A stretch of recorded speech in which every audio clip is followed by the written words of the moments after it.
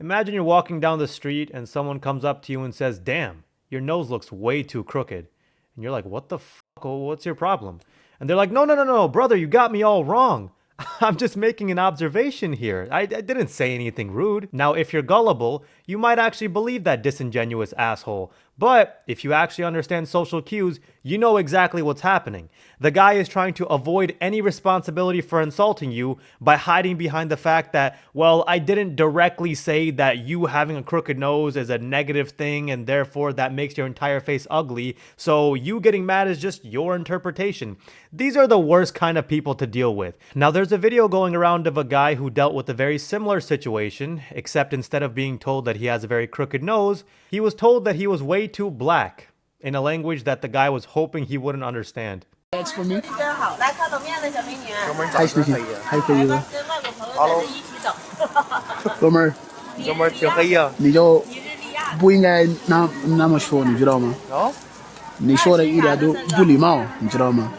代表你的肤色，它并没有歧视你，你黑呀，I feel like most people would be completely taken aback by this type of situation, where they either freeze and don't know what to say, or they might just lash out completely because they felt disrespected. This guy is handling the situation so calmly and so politely, where he's basically giving this guy a lesson on how to be a decent person 101. For free. But then you have the guy who made that comment, and instead of admitting that he might have said something wrong or just saying sorry, he keeps that smirk on his face laughing the whole time, and then he acts surprised when someone actually calls him out for his behavior. And then he continues to double down on what he said for the rest of the video. 这个不是特别的去尊敬人，你懂吗？他并不是歧视没有没有，我知道，没事儿，别讲了。不好意思。没事，可能理解不了这个意思。我能理解你的意思，没事。那你要吃吗？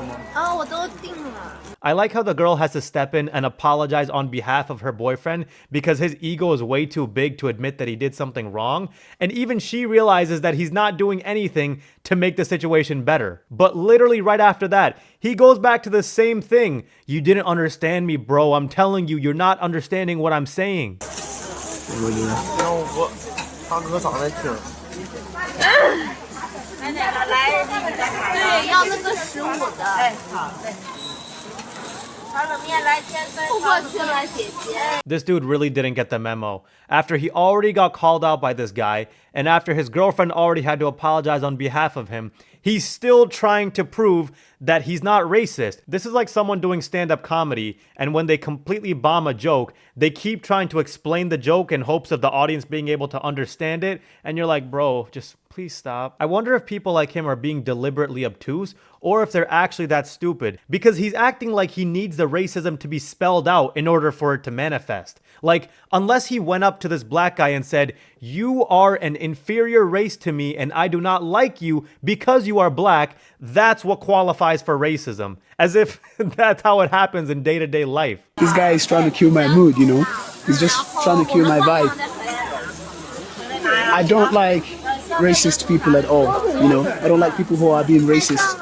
If the Chinese guy just apologized and said, "Look, I'm sorry, bro, I didn't mean to be offensive," and just left it at that, that would have diffused the situation way better. But it's the fact that he keeps trying to prove, "Look, I'm not racist, I'm just pointing out an observation," that's what's pissing this guy off even more. Because when people do something like this, it doesn't come across as though they're trying to make amends. It comes across as though that person is trying to prove to you that you are wrong for thinking that what they said was wrong.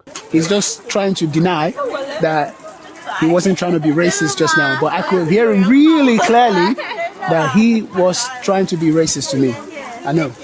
When someone says, "I'm not racist, I'm just pointing something out," people don't just randomly point something out and then smugly laugh about it unless you find that thing to be weird or wrong.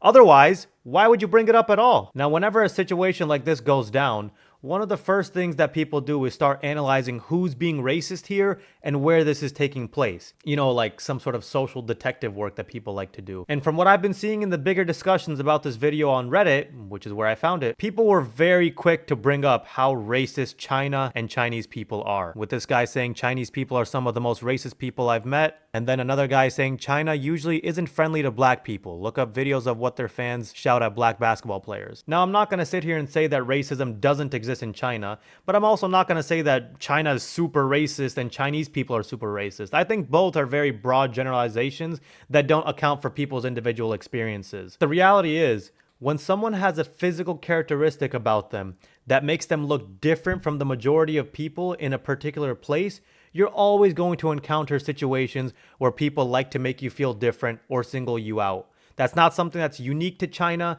That is something that could happen to this guy in literally any country in the world. So I don't want to define this guy's entire experience in China based on this one situation that he had. If you just look at this guy's channel, most of his experiences in China seem to be overwhelmingly positive. Just take a look at some of these clips. Thank you, 谢谢. She gave me food to eat.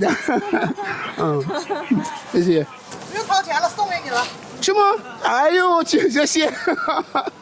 She gave me one for free. Wow, guys, I don't even know what to say. These people are really nice. Like they're super, super nice. Yeah, I got free food again. Another free food. Jesus Christ, these guys are really nice. Another free food again at a restaurant. That's really great. So yeah, if most of his experiences in China were filled with negativity and racism, I don't think he would still be there. Now, some of the Reddit comments bring up an interesting point. One person says, I think there's a bit of a cultural difference here. In China, people constantly say things like, you're too fat, you're too skinny, you're too smart, you're too pretty. It's neutral observations, kind of like a toddler pointing at someone saying, Mom, look how fat that guy is. Now, I've never been to China before, but I guess according to this guy, anyone in China could go up to you and say, hey, your nose looks way too damn big, your chin is non-existent, your forehead looks like the size of my entire room, and everything about your face is pretty damn weird looking, but hey, I'm just making a neutral observation.